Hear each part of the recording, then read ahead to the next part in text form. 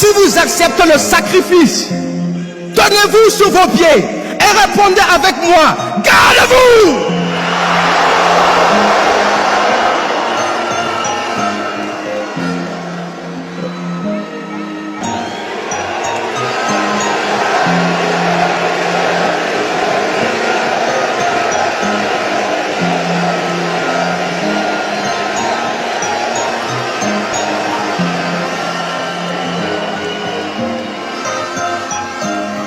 Écoutez-moi, dans 50 ans, on sera en 2074.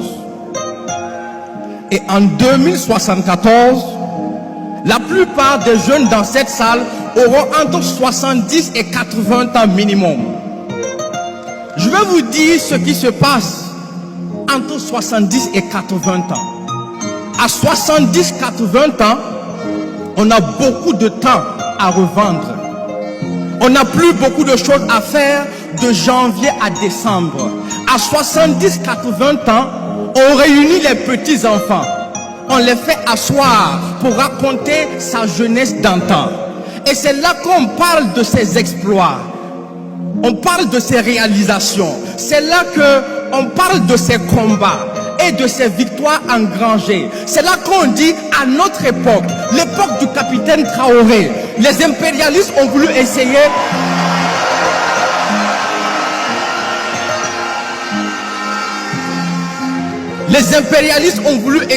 mais nous les avons empêchés. C'est là qu'on sort les cicatrices, on montre les preuves du combat. C'est là qu'on devient un héros karatéka devant un public d'enfants. Parce qu'à 70-80 ans, on a du temps à revendre. On devient un ancien combattant qui compte les mythes et les légendes.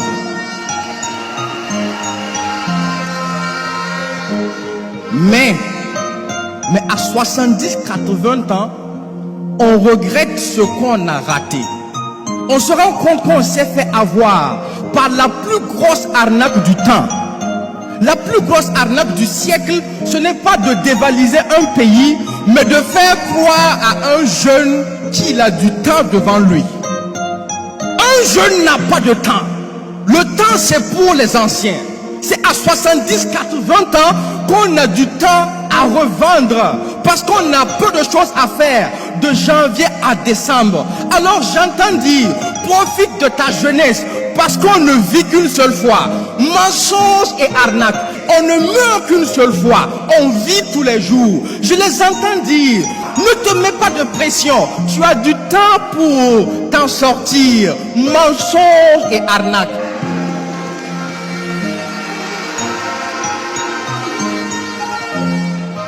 C'est comme ça qu'ils ont voulu combattre la jeunesse africaine.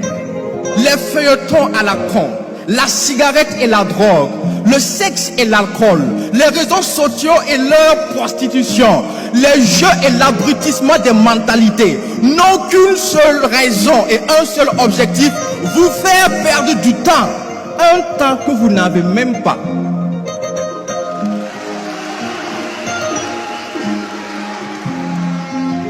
Parce qu'ils savent que l'Afrique est jeune et qu'un jeune est invincible. Mettez un jeune sous la pluie, dans la neige, il réussira quand même si vraiment il le décide. Malgré le virus qu'on a téléguidé en Afrique, les jeunes l'ont avalé et digéré. Et finalement, ce sont leurs propres vieillards qu'ils ont enterrés par milliers. Alors croyez-moi,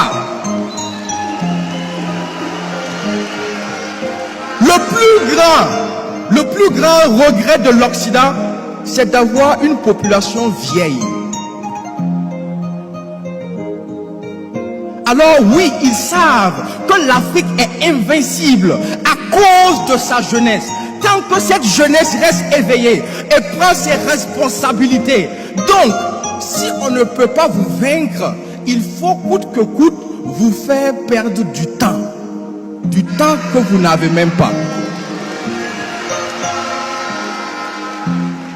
D'ailleurs, dis-moi un peu, comment tu fais pour avoir du temps pendant qu'on appelle ton pays pays pauvre? Comment tu fais pour avoir du temps pendant que ton sous-sol est exploité, pendant que l'Afrique est assistée presque à tous les niveaux, comment tu fais pour avoir du temps en pleine reconquête de la souveraineté alimentaire, pendant que les champs chôment au village par manque de bras valides? Comment tu fais pour avoir du temps en pleine lutte contre le terrorisme, pendant que même les anciens s'enrôlent pour être défenseurs de la patrie? Comment tu fais pour avoir du temps si les gens travaillent le jour et la nuit deviennent des veilleurs qu'on appelle Waïya? Comment tu fais pour avoir du temps?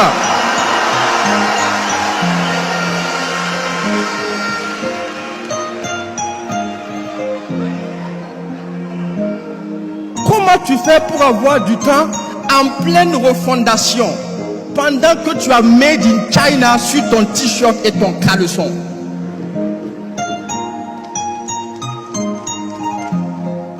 C'est vrai que la jeunesse africaine a longtemps souffert, mais elle n'a pas souffert de pauvreté comme on veut nous le faire croire.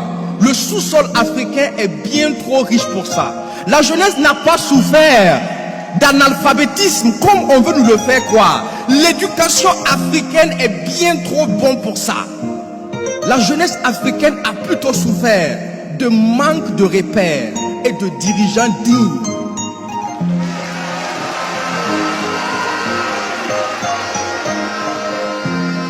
Jusqu'aujourd'hui, où cette jeunesse peut enfin se référer à vous, camarade président capitaine Ibrahim Traoré.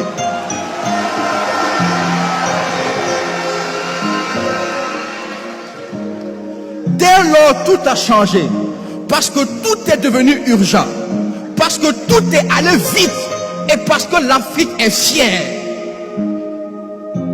C'est pourquoi, si vous êtes le capitaine, d'ores et déjà, sachez que tous les jeunes dans cette salle, en tenue ou pas, sont désormais des soldats engagés au front pour la souveraineté de l'Afrique.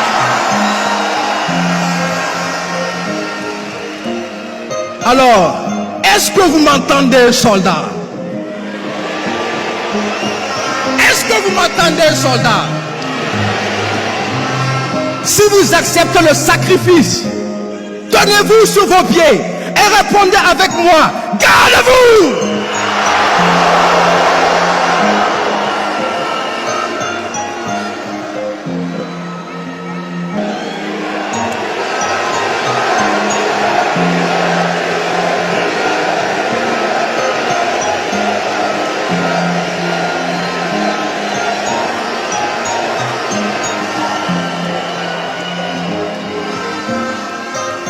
Écoutez-moi jusqu'à la fin.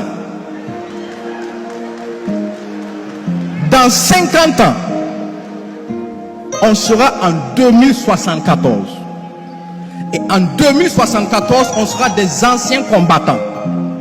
Donc s'il y a un combat à mener, je vous assure que c'est maintenant. S'il y a une souveraineté à arracher, je vous promets que c'est maintenant. S'il y a une révolution à faire, je vous assure que c'est maintenant. S'il y a une refondation à faire, je vous promets que c'est maintenant. Parce que à 70-80 ans, on aura du temps à revendre. On n'aura plus grand chose à faire de janvier à décembre. À 70-80 ans, on réunira les petits-enfants pour leur raconter l'épopée du capitaine et la conquête des soldats.